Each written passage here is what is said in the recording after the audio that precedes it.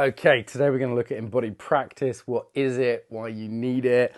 This is a real specialist topic of mine.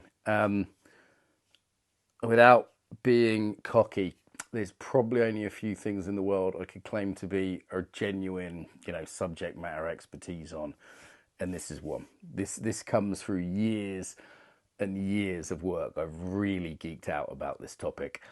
So in this video, we're going to look at what is embodied practice, how you build different qualities, different skills, how almost the entire Western conception of learning is a misunderstanding. I'm particularly going to relate this to the topic of decadence, the work we do at Palestra, the anti-decadence work, that this will apply to many, many areas. If you're involved in any kind of change work, in any kind of efforts to shift behavior, this will be hugely helpful, hugely helpful. So, where to begin? Let's look at the idea of learning. Okay, so when people study to be coaches with me, I think this is like the second class we give them. We might actually make our coaches class online, be a bit structured and with slides and things. For those who are coaches, we'll find that probably on my other YouTube channel by the time this goes up. Anyway, so the idea of learning, we have this verb to learn in English. And it sounds like, oh, I know what that means. I know what that means. Do you? Let's examine that. Often what people think of as learning is to learn about something. Okay, so I could learn about France. I could learn about Paris, for example. That is fine. That's a certain way of learning. It tends to be in our cognitive Western culture how we think of learning. But we intuitively understand there are other ways to know. John Vervaeke would be a great philosopher, by the way, to look up his ways of knowing what on this topic if you're interested in John Vervaeke. So, for example, if I said I knew about childbirth, you might laugh, or menstruation, you might laugh. Say, hey, that's not possible. Even in 2023, you don't know about that because you understand that the subjective experience of something is critically important. Equally, if I said, I learned French yesterday, yeah, you might say, well, that's impossible. That's a skill. That takes time. That takes effort. That takes repetition. Maybe you have to go to France and spend time there and be immersed in French culture. You'd be absolutely right. Unless you're Neo in The Matrix, where he uploads, says, I know Kung Fu. He puts it in his brain. And again, this is coming from this Western understanding of learning. He says, I know Kung Fu because he's downloaded it. I think John uses the example as well, but I've come up with it independently. No, you don't. You might have learned about Kung Fu, but you learn Kung Fu, that would have to rewire all the neurons in your whole body. It's not just information you put in your brain. Also, what about the wisdom from that journey of learning Kung Fu? That is what a black belt really is. It's not just someone that knows certain information, like how to do a punch or kick. It's someone who's been through that journey. Again, the experiential side of things. So unless you're Neo in the Matrix, skills acquisition is something that takes time, takes practice. That might take feedback. That may take a community of practice, teachers, for example, peers. The context is important. The dojo that you're in the case of martial arts, this is important. It's not just information. This is why people rightly, I think, say it's book learning. I used to work a lot in the business world teaching leadership, and they'd say, "Oh, he's an MBA. He's got a business. He went to Harvard, but he doesn't really know about leadership." Right? People would be quite critical, even in a business context, which is normally, they tend to think of academia quite highly, of book learning. That's why in our culture the word academic also is a synonym for irrelevant. It's actually quite harsh. It's quite harsh. You hear someone like a football manager say, "Oh, it's academic." It's academic, meaning it's irrelevant. So it's not related to real life. I would suggest learning of any depth is intimately related to real life. Yeah. So something's gone wrong here. Okay, so we've got learning about something. We've got learning to do something. We could also talk about sort of experiential context of knowing, the John calls perspectival knowing, that there's a point of view there that's important. What about learning at the level of being? Okay, so you can learn about France, you can learn French, but you can learn to be French. How's that normally done? Childhood, through immersion, you grow up with it. But you could also go live there for 30 years, right? You could also go live there for 30 years. There's an interesting example of Aikido teachers who were sent from Honmu Dojo, which is the home dojo in Japan. In the 60s, before he died, Morihei Ueshiba, the founder of Aikido, said, go spread the gospel of Aikido to the world. And all these young students went and, one lived in France, one lived in England, one lived in, 2 or 3 lived in the States, actually, one in Switzerland, one in Germany. And one of my teachers was at a convention, and 20 years later, 1980 or whatever, with the European Aikido Federation, there's all these different teachers there. And he said it was hilarious because each of the Japanese, over 20 years, had become less Japanese. But they hadn't just randomly changed. One had become more French, smoking a cigarette, eating a croissant or something maybe. One become more German, one had become more American, etc. Because they were often the only Japanese. They weren't in Japanese communities. They were deeply immersed in a very physical way, literally doing, every day with the bodies and the movement of those people from those cultures. I said it was hilarious how they changed. You could see almost, there's the Spanish one, So we learn through immersion. The other way we learn this way of being is embodiment. So if this word is a new word to you, it means a way of being that lives through our body. So what do I mean by that? Most people are aware of body language, like, if I cross my arms, it means I'm defensive or something like that, right? Very limited perspective. Body language is saying we express how we are, essentially. Embodiment is the notion that arrow goes both ways, that we're created by our body. And in some ways, this is common sense, even though it's not that closely linked to the sort of general knowing of Western culture. You can see, like a dog knows this, a child knows this. You can see in a person, you can feel in a person their way of being. It's not, embodiment doesn't mean about, how strong you are, how tall you are, how, your weight or anything like that. It's not about the physicality. It's how we live through that physicality. So it is impacted, it's partly the posture, movement, breathing, patterns of awareness and intention. These are the basic elements of embodiment. And again, you can see this. So an example of this, I was on the beach in Mallorca, and there was a Thai guy going around the beach giving massages. And he looked at people, and they all looked pretty similar in swimming trunks, swimming costumes. And he'd know where they were from. And he'd say, hello, Englishman, would you like a massage? And then you'd see someone else, he'd say, bonjour, would you like a massage? In Russian and Dutch. This guy was a genius, embodiment genius. And he just knew by the look of people. And again, physically, I'm not that different from, say, a Russian. Okay, actually, if I wear my best Adidas and stop smiling, I can pass for Russian. I did that a number of times in Moscow to keep safe. Very good not to look like a tourist in certain neighborhoods in Russia I used to hang out in. Shtor. And anyway, if you're listening on the podcast, you've just missed a great impression.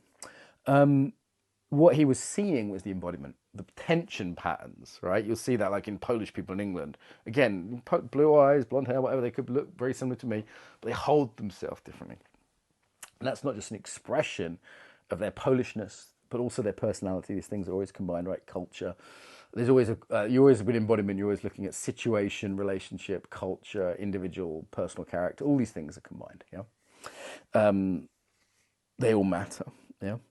Okay, so that's created by that embodiment.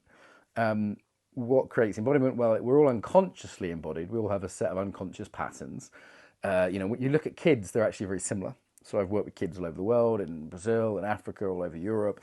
And kids, except for the differences in colour or whatever, they're basically the same. They breathe in a certain way. They've got lovely posture. They breathe with their bellies. They're very upright. They're very energetic. They can express all the full range of emotions, and quite often do in a very short period.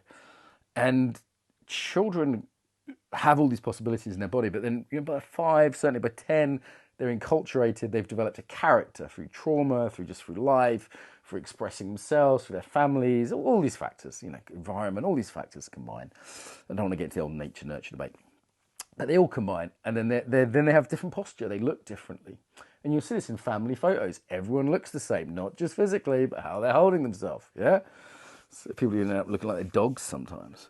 So the embodiment gets laid down. It becomes more permanent. Not totally permanent. This is why I like the Western word of character. Richard Strozzi Heckler is another one who talks very eloquently about this topic. I recommend his work. It's someone I learned a lot from in the early days of my career. Another one to look up, as well as John. So the character is laid down. It's laid down literally in physical patterns. And then again, not about if you're short or tall or thin or fat or muscly. That's just physical. It's not embodied. Embodied is how we are in our bodies. It's the subjective sense of the body, both internally how it feels, though actually can feel, often there is an invisibility to our patterns. It's like the taste of your own mouth. Everyone else knows it. You kiss someone, they taste your mouth, or the feel of comfortable underpants. You're very used to it. Yeah. So this embodiment, yes, the subjective sense, subjectively, internally, but also the subject, the person someone is. Yeah, the character someone is. So how they are, the subjective study of the body. So sometimes this is called somatic, as opposed to the Greeks had sarx for meat and somatic for the lived whole, characterful, spiritual, cultural expression of the body. All of those things, all going on. Okay, so this is embodiment. This is embodiment, not the physical things, but the lived sense of the body. This has all these different elements. Some, let's say situational elements. So I'm teaching right now. You look at my books, the embodied context model is the one to look at. So I'm in a certain situation, I might be differently embodied on the surface. I don't know, it's a Sunday. I've just talked to my friend V. I'm teaching right now, all these different, I've had some food, whatever. Situational factors. But then I'd also have a personality, right? There's also something a bit more consistent across situations. Partly culture, partly family, partly trauma, all those things, yeah? That can be changed. That's the thing about embodied learning. That will gradually shift over someone's life just through their influences, though more or less laid down when they're young. But you can deliberately develop it. This is the idea of character development. Very old-fashioned term, sounds almost Victorian. Actually, in old-fashioned British schools, this is exactly what sports were for. The Japanese, of course, have known this for many years. When they study Budo, it means martial way. Budo, Aikido, Kendo, Jiu-Jitsu, Judo, etc. It's not Jiu-Jitsu. This is the art, the techniques of fighting. Or Kenjitsu, the techniques of the sword. It's Kendo, the way of the sword. Yeah, they're two different things. Kenjitsu, how to be good with a sword. Kendo, how the art of the sword can make you a better person. What do I mean by better? Well, according to a set of values, a certain cultural traditions. In Japan, it means a better Japanese, a better samurai ethic, bravery, honor. There's a certain discipline, of course. There's a certain ethics laid down. So, let's take this to the topic of decadence. In a decadent culture, the values will not be installed by the culture. The culture, we are living in a consumer culture, the value is consume. A materialistic culture, the value is be materialistic. A hedonistic culture, the value is just have as much pleasure as possible. Doesn't matter about anything else. Stomach's rumbling at the idea of pleasure as possible. It's probably telling me it's dinner time. So this idea of the general culture will lay down values which, in a healthy culture will be healthy, right? Whatever, you decide is a healthy culture. There's been them in time, I would say, that we are enculturated in a healthy way. But when the culture becomes decadent, we're enculturated in an unhealthy way.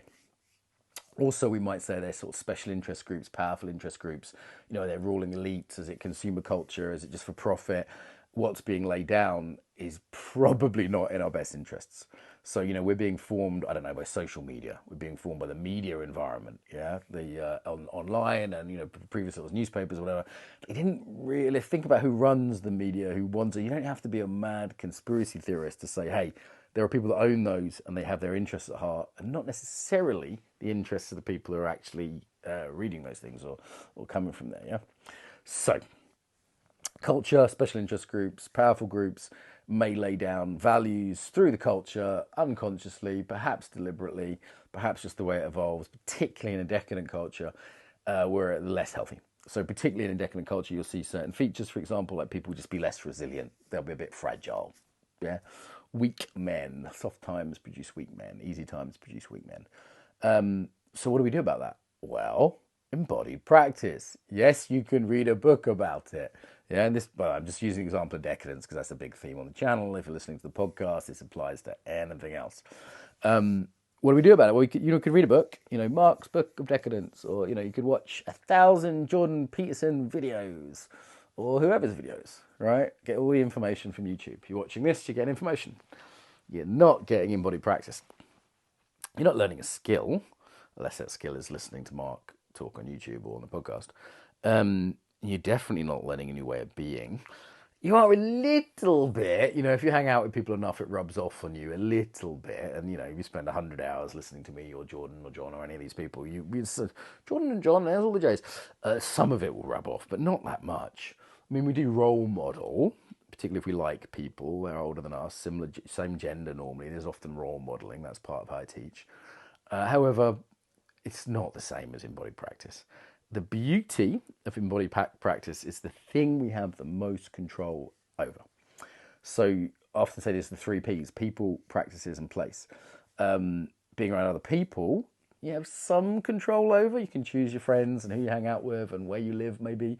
Place, again, you can, tidy your room, as Jordan says. You can, I moved house to a countryside deliberately to be in a different soup that was influencing me. But practices are the things we can do. Do my meditation practice today, and do my boxing practice tomorrow morning, whatever it is. Practices are the things we can do. Key thing about a practice, as a noun, sorry, small trauma with the spelling of practice in my book when there's two different ways to spell it, American English. Anyway, that's an aside. Practice is deliberate, okay? It's intentional. So I run courses, we do courses for coaches, business people, whatever, and we talk about a practice. It doesn't count if it's just random shit in your life, okay, for a few reasons. The first thing, it needs to be intentional, and the key thing is not to get a result other than you're practicing a way of being, okay? It needs to be intentional. It needs to be a specific thing you're practicing. So, so I'm doing boxing, I'm doing tomorrow morning. I could be practicing my grit and determination. Yes, I'm trying to get better at hitting people, yeah? But it's not that important to me to hit people. I haven't actually punched someone in the face for, fucking hell, 20 years? A long time. I'm overdue. So that's not really a life skill. I live in quite a safe place. I'm not a bouncer. I'm not a soldier. I don't really need to punch people in the face. But I can get better at being determined. Fucking hell, the boxing training I do, you have to be very determined. There's grit needed. There's resilience needed. There's clear-headedness needed. I can get better at those things through the training. One of the traps, actually, of a practice is we start thinking, you need good jiu-jitsu or good wrist lock, aikido, whatever. Like, well, why? How necessary is your jiu-jitsu? I mean, maybe once in your life you need it, and that's a hell of a thing, and you save someone's life. So, it's not impractical. It's good to learn a skill. I might one day be great that I can box.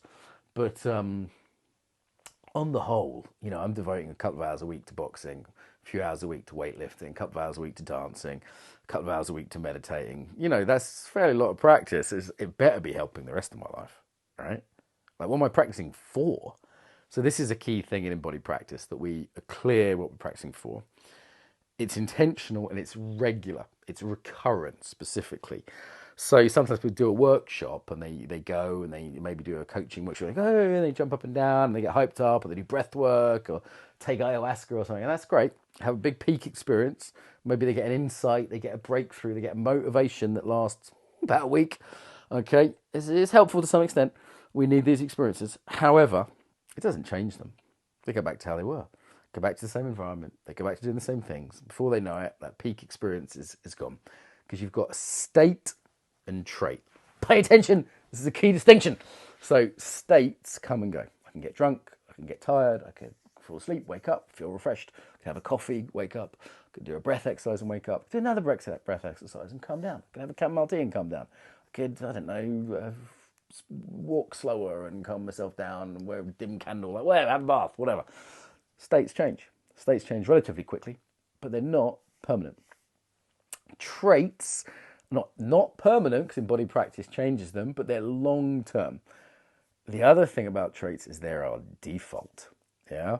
So the problem with mindfulness is you have to keep fucking thinking about it. I must be nice. I must communicate in a non-violent communication way.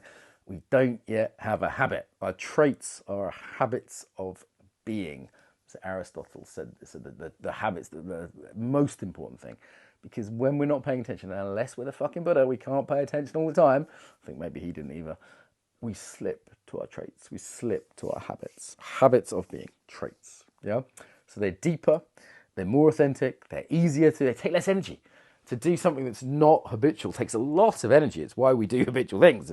Habits are a way of saving energy. There are studies on this, and brain sugar and oxygen use and all sorts. So we need to develop traits. Again, this is through recurrent practice. You look at me before I did Aikido, before I did Japanese martial arts, my body's sort of limp, I'm kind of camp, I'm kind of a fade, long-haired, eyeliner-wearing poet. And I was beautiful. I was a young man. I was going through that stage a lot of teenagers are. It's all right. If you're there, I get it. But I lack spine. I lack vigor. I lack discipline.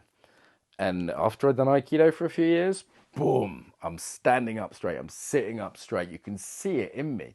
I wasn't muscly, but you could see a strength to me, strength of character, strength of being. And for years, people used to comment, even after I'd quit Aikido, people would say, oh, you're so disciplined. You're so disciplined. How you do it? It's like, yeah, I spent a lot of time practicing that with Japanese teachers, sitting in straight lines, doing 1,000 cuts of the sword, doing I don't know, I did many ukemi getting thrown around. I practiced it. I practiced that discipline, and it builds who you are. I remember when I was in the car with my friend Polish Pietra, and we were both living Aikido students together. I had a beautiful friendship. I ended up being his best man at his wedding. I went to his wife's funeral, sadly, some years later. Very sad case. And when I wanted to go to Ukraine for this project, I needed a driver. And I needed someone I could trust. And if you're a driver in a war zone, you don't mess around. It's got to be someone you can trust. I said, Pietro, I phoned him up. I said, will you help me out? We'd be part of this charity project. He's a good guy. He's stoic. He said, yep. I said, straight away, yep, I'll do it. And we're driving there, and we're talking about Aikido. He doesn't do much Aikido, I don't think, anymore. I don't practice Aikido anymore, I do other things now. And what we realised, though, is the people Aikido made us meant that we could do that project. Yeah, it wasn't like, I don't want to overstate it, but, it took some courage, it took some determination. Sometimes, stay up all night to get something done, a certain grit, a certain will, certain discipline, a certain warrior ethos. And we developed that through our practice. Maybe Pietro had a bit more of it beforehand than I did, but we developed it. And that is a beautiful thing. And it meant that we could do this project. Just one example that stands out. But there's many times in my life that I've thought, oh, I'm so glad I've got this way of being from martial arts. It's my whole life. It stays with me. Thank you, Sensei. William Smith, particularly if you're out there, it's out for you. Sometimes it's skills, right? Like I learned centering skills through Aikido. And again, you need to practice those skills.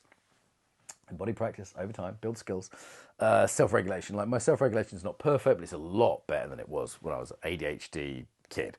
It's really improved, and a lot of that is from the martial arts, being continuously in difficult situations, having to practice a skill. So you can think of it as a skill, but eventually the skill becomes a habit, and then we can think of it as being. We can think of it as the level of being.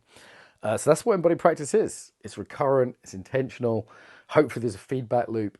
It's important there isn't a consequence, right? Like if you get hit in the dojo or you get choked out in jiu-jitsu, it's not the end of the world. Maybe there's a bit of a consequence. You get a bruise or, you feel embarrassed or something. But there's not a huge consequence. Actually, as soon as we make it consequential, we're not really practicing, yeah? Real life doesn't have these qualities. So some people say to me, oh, my practice is parenting, or my practice is my marriage or my business. No, it's not. No, it's absolutely not. It's not that at all. Why? It's not recurrent. Even if you do it a lot, it's not systematically recurrent. You can't calibrate it. Practice has to be calibrated. You can't say to your kids, be 20% more or less annoying. Try that if you're a parent. So you can't calibrate to keep that sweet spot. Whereas in a good boxing class, I'll say to my teacher, hey, just slow down a minute. I'm trying to learn this move.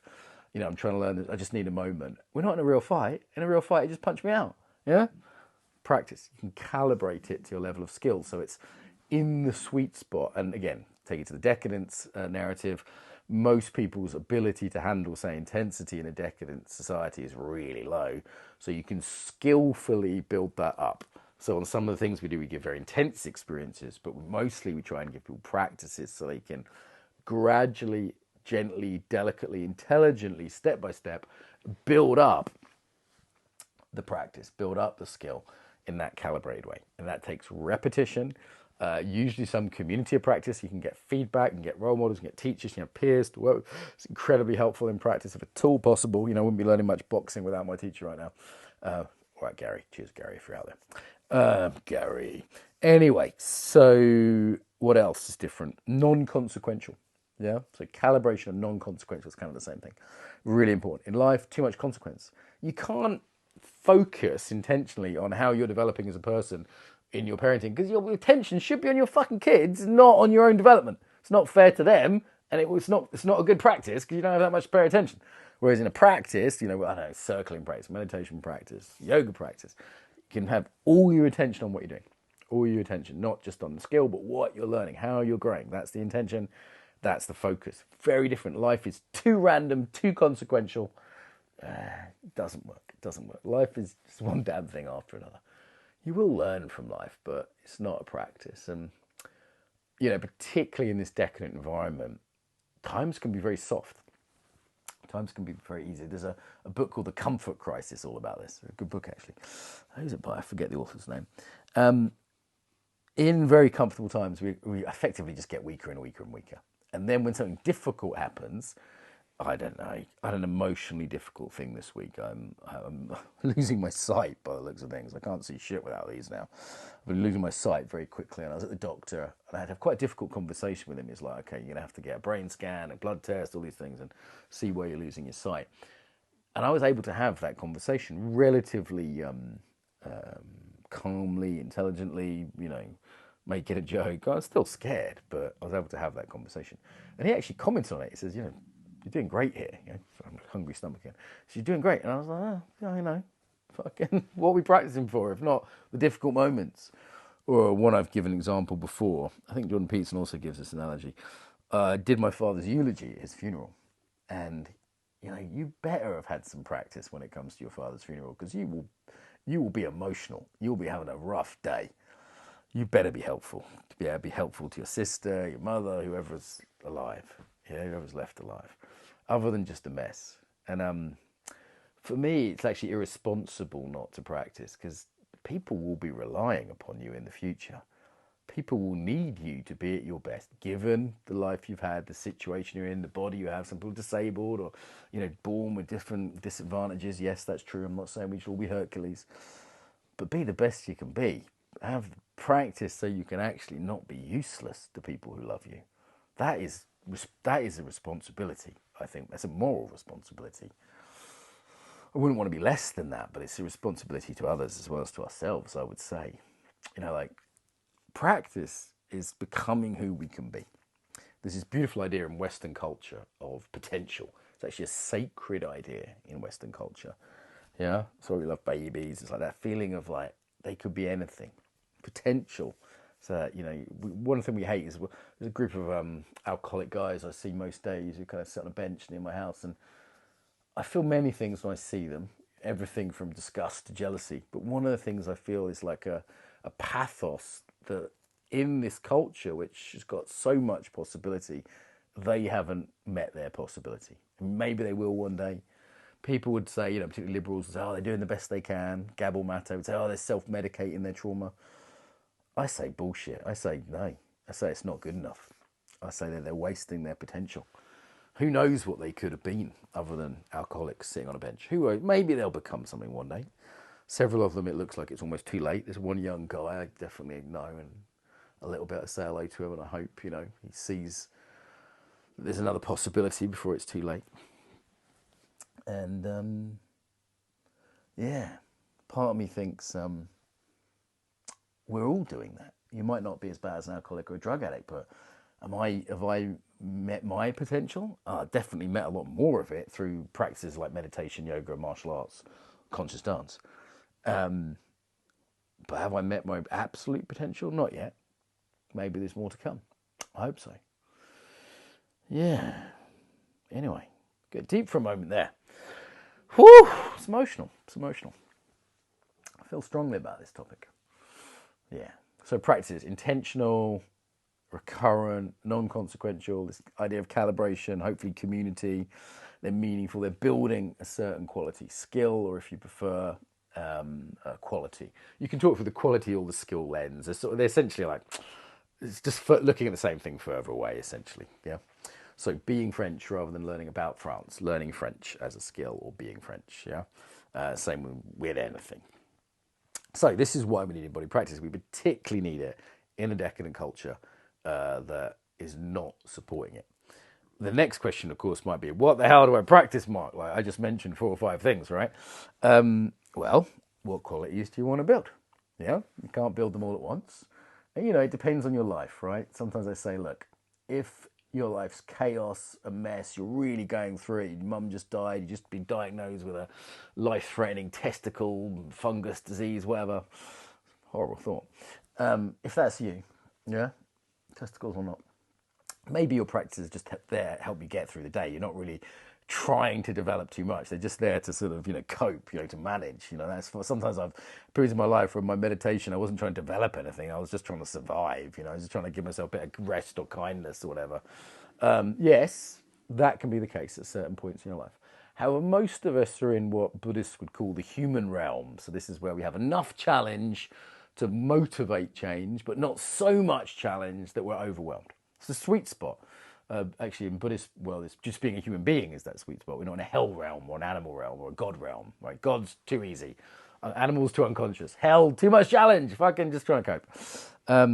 So most of us are in that human realm most of the time. Yeah, life's pretty tricky. Like I think, Sunday today, I've got a lot to do. I've got a lot of chores to do before the week starts. So there's a lot on. But look, I'm not panicking. I'm not stressed. I've got food in my belly. Soon, hopefully, okay, stomach, I'm coming for you. Food in the fridge anyway. I just spoke to a good friend. I'm pretty healthy. I've got the gym tomorrow. I've got good opportunities. Little bit of money in the bank. Things are all right. Still some stress. Could do with a bit more money. Could do with a partner. Could do with X, Y, Z, whatever. But it's all right. I'm in that zone of sort of challenge. The learning zone rather than the growthful learning zone they call it, rather than being in the kind of overwhelmed trauma zone or in the boredom too easy realm. So in that realm, we can practice and we have a certain amount of time. What's your priority? Well, what's the quality you want to build?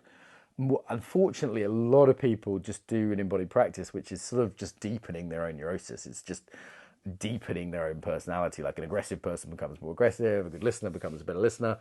Now, if you're trying to become exceptional at something, and that is valuable, personal growth shouldn't always be fill in the blanks, do the gaps. But if you're trying to be exceptional at something, that can be good. But most of us have some other stuff we need to get to hygiene level. So there are two types of practice I'm usually recommending. Is the stuff that you're like a 7 out of 10 at, that you could be a 9 or a 10 out of 10, that's worth practicing. Okay, it's worth being the fiercest, the funniest, the kindest, the sweetest, whatever it is. That is a lot of how we get reward in life, actually. Yeah. Now, the other end of the spectrum is things that are below our what I call a hygiene level. Okay, so maybe you're a terrible listener and you're never going to have a good relationship. Or you're a terrible people pleaser and you've got terrible boundaries. You need to practice boundaries. Yeah, go do some martial arts, whatever. You need to work both ends of that equation. So the things to be great at, that's also motivating. Often it's often fun. It's often a geek out. It's often energizing. And the things that this is quite hard, but it's good for me. So for example, ADHD boy here, I find it hard to concentrate. Meditation is very, very good for me. Yeah, I don't find it easy still after all these years, but I've come a long way. It's got a bit easier and I've got to a level where I can focus a little bit better, I think now, if I don't go on bloody Instagram reels too much or anything. All right, so what was I? So those two ends of the spectrum, that's the important thing. Helping other people with that assessment, you need to give practices a good enough length of time. So a mistake I see a lot of people making, one is just doing the thing they're already good at and not the other stuff. The other one is they jump between practices. They just do what's sexy or cool or whatever. That's a mistake. Actually committing to something 3 to 6 months. Maybe you try something a couple of times before you see if it's for you, but then really commit. For my students, they do 3 to 6 months on a course like KEC, which is our coaching course. They commit to something for a few months because that's how long it will take to change you. Embodied practice is trying to change you at a level of being. It's not click and it's gone. Yeah, it's something that takes time. The practice, how you do it really matters. Okay, so if you do a loving kindness meditation to develop kindness, but you do it in a really angry, hateful, aggressive way, you've been there, made that mistake. What? That's missing the point. Yeah, you're missing the point. You've sabotaged the practice with your habit, with your neurosis. So how you do it, where you do it, who you do it with, these are all important. There's a why, what, where, who, how, when, exactly. So, how you do it, roles you take in a particular system, these are really important. Main thing is to practice the intentionality, what you're trying to build, make sure that fits. Yeah. Sometimes people will say, I want to learn to be really fierce by doing some soft yoga. Really?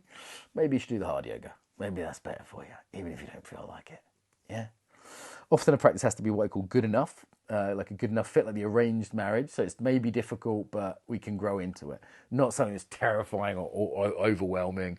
You know, sending someone really shy to improv comedy, for example, is just a horrid idea. They're just going to not enjoy it, run out in tears, never come back. You need to have some basic enjoyment. Often I say to students, like, the best practice is the one you do. So convenience is really important. Like, and that could be like it's near your house. Like the yoga studio near your house is probably the best one to go to, even if it's not the best yoga, because it's near your fucking house. Yeah. So it's the one you do when you're tired. You know, it could be the one your friend does. That could be the thing that makes you do it. Like, yeah, you and your mate go to jiu-jitsu together. They pick you up from the house. It's kind of your buddy. They drive you there. You're accountable to them. You talk about it on the way back afterwards. You have a bit of debrief and learning. Also really useful for practice. Don't just blindly do it. You need intentionality at the beginning and a little bit of debrief at the end. What you're learning could be really helpful. I've got videos elsewhere on how best to transfer a practice into life, because there is another risk with practices. They sort of stay on the mat, as we say in yoga and Aikido. So developing a practice which can transfer. Look up my stuff on transfer from practices. So there's a bit more to it. And frankly, I'm getting hungry. It's almost time for dinner. So yeah, practical factors, really, really important as well. Stay with it for a little time. Embodied practice. Again, back to our theme of the channel, decadence. Okay, in a decadent culture, you will not be given these by society. You will need to develop essentially basic human capacities, because a decadent society will not have self-regulation. A decadent society is full of hedonism, full of materialism. It's not encouraging people to develop virtue. It's such an old-fashioned word, virtue, and I'm thinking about like why it's old-fashioned. You know, we live in a culture that says there's no such thing as virtue, but you can't live without values. You have to have virtues. We say, oh, vices. Again, it sounds very old-fashioned, doesn't it? Vices, you know, some Victorian that doesn't want you to smoke opium or something. Well, having smoked quite a bit of opium when I was young, because it grows wild where I come from. I don't recommend it, by the way. I don't recommend it. Anyway, moving on from dope and ope. Some flashbacks to my teenage years in the fens. It's not just about vice, doesn't mean just opium. It means, you know, like sins. Again, it can feel very religious. But we have to have something where we go, this isn't how I want to be. How do you want to fucking be? That's what embodied practice is pointing to. It's the how. That's the genius of embodied practice. Yeah. One of my teachers said he used to start his business workshops by saying, okay, what great traits does a leader have? They're brave, they're strong, they're courageous, they're compassionate. All people would say all these things. Big list on the board. It sounds like sort of Einstein crossed with Jesus on this big list. And all these great things that a leader should be. And you know, it could be a mother, it could be a whatever, a person, you know, anything. Or in this case, it was a leader. And then he'd say to people, okay, great. So you've got a little list of all these virtues, you know, all these noble qualities. How do you build those? How do you develop those? And the room would be quiet. Because, of course, while it used to be things like sports, even the scouting movement was an attempt to do this. Outdoor education would be another more modern one. Well, there have been attempts in Western culture, you know, not quite as developed as Budo in Asia, for example. This idea is very commonsensical to Japanese, Chinese and Koreans, Indians to some extent as well. It's very commonsensical to them. There's different words for it in Pali, different words for it in Chinese. This is a normal idea. But in the West, we've had some attempt at this, particularly in the past. But in the modern era, how are you building your character? How are you developing these virtues? I mean, the Greeks had an answer for that, but now most people would be like, what the fuck? I mean, the reason I have to make this video, I have to have this job. This is the first talk when I do courses on leadership, I do coaching courses.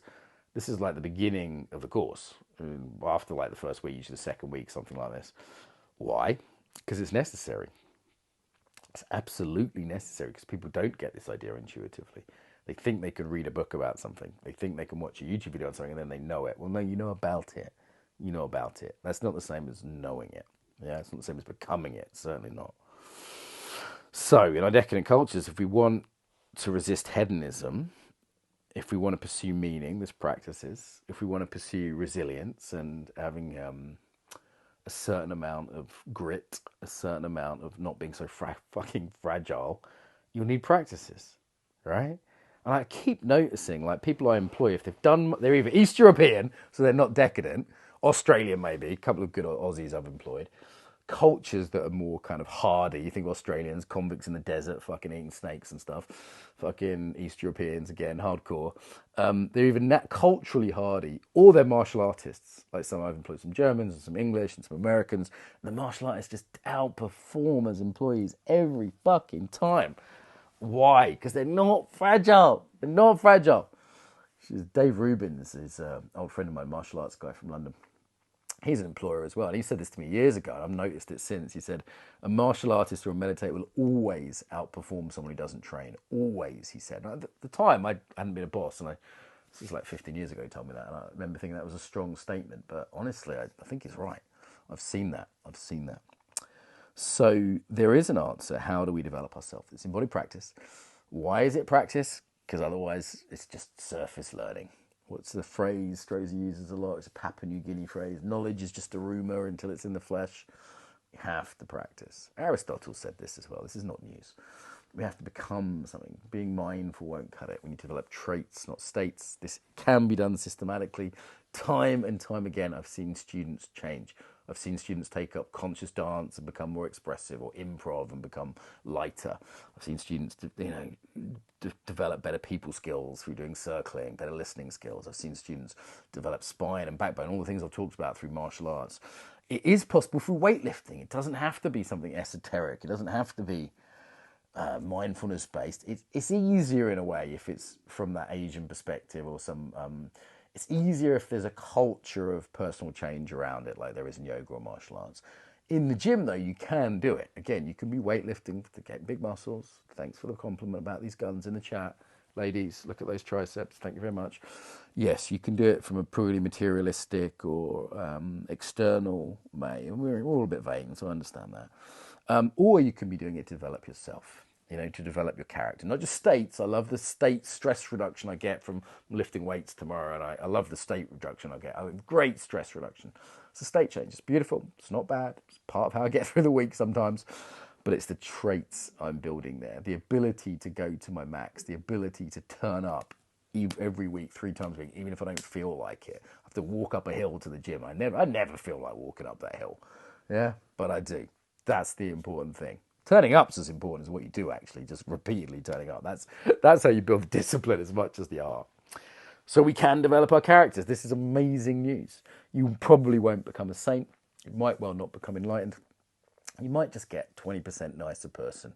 Or you might learn to deal with something that would have ruined your life. Like I was still an alcoholic when I started Aikido. For some years, actually, I managed to maintain the two because I was young and I could shake off the hangovers and go training.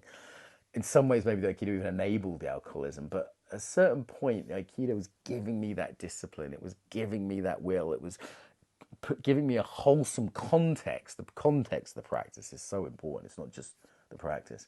And then when I did get sober, I had a lot of skills, and I've stayed sober. And, that's through the grace of God, that's through Alcoholics Anonymous, that's through a bunch of things, part of my program. But it's also because I developed those skills through Aikido. I wish that on all of you. I wish that for all of you to have some skills in our decadent world, in our corrupt world, in our materialistic world, in our weak world. Some strengths that you've built yourself. And wherever you are physically, financially, mentally, emotionally, we can all do a little bit of practice. 5 minutes of meditation, a little bit of weights here and there. There's a 70-year-old guy in my gym. I'm like, respect. He's not going to lift as much. He's not going to bench what I can bench, right? I can't bench what a fucking testosterone 20-year-old can bench, right? But he's working on himself, and respect to him. Respect. Okay. So that's a little bit on embodied practice. This is a specialist topic of mine, as I say, in terms of people that know about this. You could look up integral transformative practice. Ken Wilber partly wrote a book called Integral Practice, which was good. That was George Leonard who wrote in ITP, I think. Ken Wilber's stuff was, what's the name? It's a slightly different title, but Integral Practice. Strozy, I mentioned, is very good. Stuart Heller's very good. Late, great Wendy Palmer used to talk about this. John Vervaeke, the philosopher, Rafe Kelly. I've had a lot of conversations back in the day about this. But yeah, it's something that I do know a bit about. I hope that's useful. It's in all my books and other resources. You'll find lots more on that, but I wanted to put it in one place, particularly around the context of decadence. So, whew, quite a download. You might want to take a stroll to process that.